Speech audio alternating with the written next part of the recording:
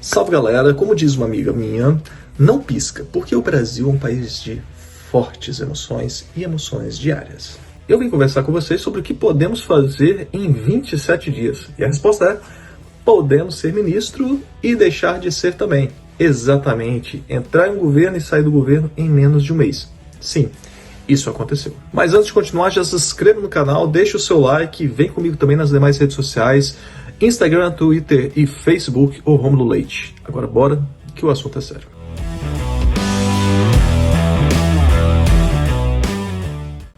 Nelson Taj deixa a frente no Ministério da Saúde antes mesmo de completar um mês. Mas a pergunta que fica é, por que ele saiu?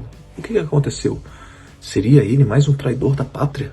Mas calma, ou como Ciro Gomes costuma dizer, pera lá um pouquinho, porque tem coisas a serem pontuadas.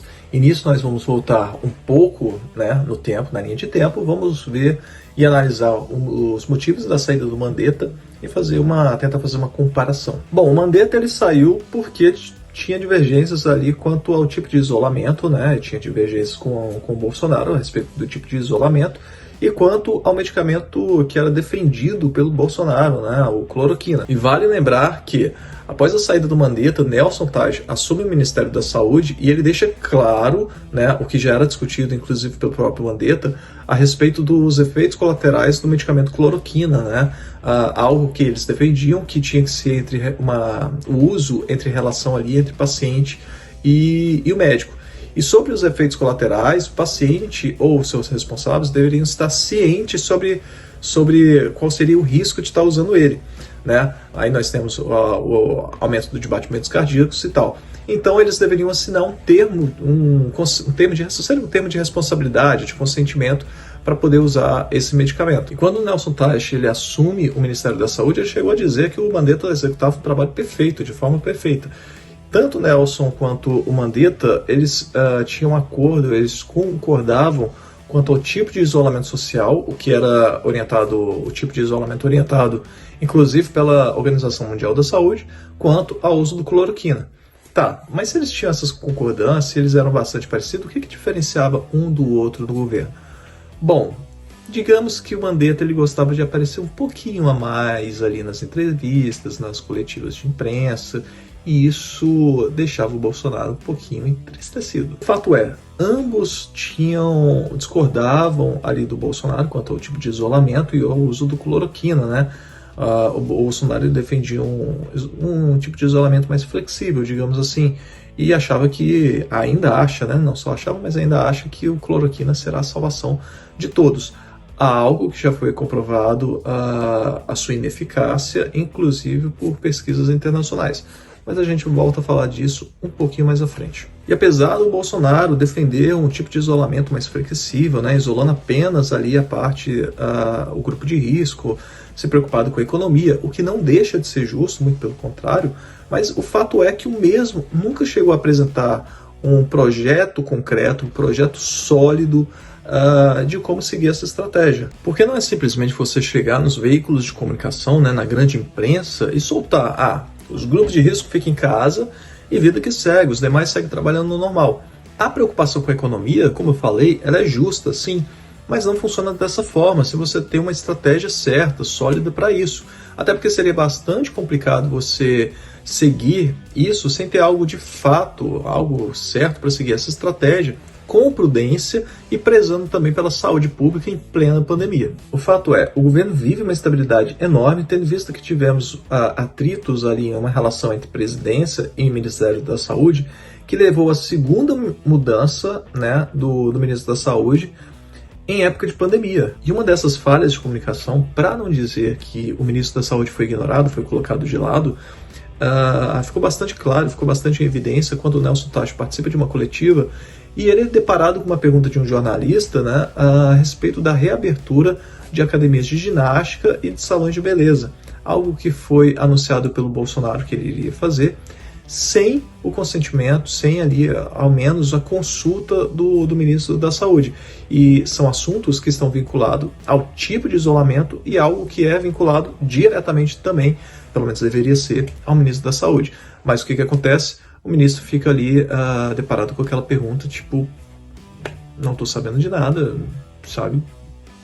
O que aconteceu? Fica claro mais uma vez que a equipe técnica a respeito de determinados assuntos é colocada de lado quando os assuntos divergem sobre daquele que age como líder supremo, né? Tomando decisões imprudentes sobre assuntos do qual ele não conhece. E por falar em assuntos do qual ele não conhece, né, durante a própria campanha eleitoral, ele mesmo se colocou como um ignorante, né, em determinados assuntos, inclusive fugiu de muitos debates, trazendo a prerrogativa que ia trazer uma equipe para cuidar disso, que tinha as pessoas certas para cuidar disso, e que ele, de fato, não ia se meter porque não conhecia. Agora nós estamos vendo um outro cenário, né? Essa equipe técnica responsável por determinados assuntos sendo ignorada, e nesse caso, mais uma vez, na área da saúde. E por falar em decisões imprudentes, Bolsonaro já comunicou que vai liberar o uso da cloroquina, do medicamento, desde os primeiros sintomas do Covid-19. Apesar dos estudos internacionais, das pesquisas internacionais já terem comprovado que não há evidências quanto à melhoria dos quadros dos pacientes, isso além dos efeitos colaterais. E por falar em estudos internacionais, entre eles o da Universidade de Colômbia, que contou com mais de 1.300 pessoas em Nova York, tornando-se a maior análise dos efeitos do medicamento, constatou sua ineficácia. Fora os Estados Unidos, que é o país em que mais se investe em pesquisa científica, nós temos China, Inglaterra, França, entre outros países, que constataram também que o uso da hidroxicloroquina não resultou em uma melhoria do quadro dos pacientes. Inclusive, pararam de usar devido aos efeitos colaterais. Um deles, o aumento do batimento cardíaco, que, como muita gente sabe, pode levar, inclusive, à morte. Mesmo assim, Bolsonaro, apesar das pesquisas terem comprovado a ineficácia do medicamento, Bolsonaro continua convicto de que é um medicamento que vai salvar as pessoas, né? Inclusive ele defende, como eu falei antes, o uso do medicamento desde os primeiros sintomas do Covid-19. Ele precisa se firmar ao medicamento, ele precisa dar uma resposta, e ele se firmou ao cloroquina. Já a sua militância, que por sua vez recebe tudo como certo do Bolsonaro sem fazer uma crítica, taxam todos que saem do governo, todos que criticam a posição do Bolsonaro, todos que criticam os erros do governo, como traidores, como comunistas, etc. e tal.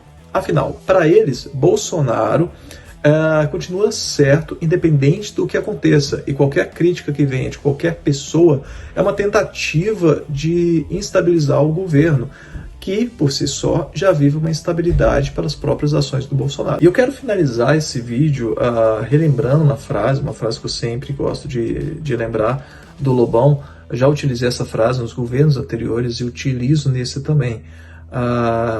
É a seguinte: a autocrítica, por muitas vezes, ela pode ser muito dolorosa, mas ela é extremamente necessária. Então é isso aí, fico por aqui, deixe os seus comentários, façam suas críticas, seus posicionamentos, que depois eu faço lá uma análise disso tudo, e é uma forma da gente se comunicar e tudo mais. Então a gente se vê no próximo vídeo, valeu, fui!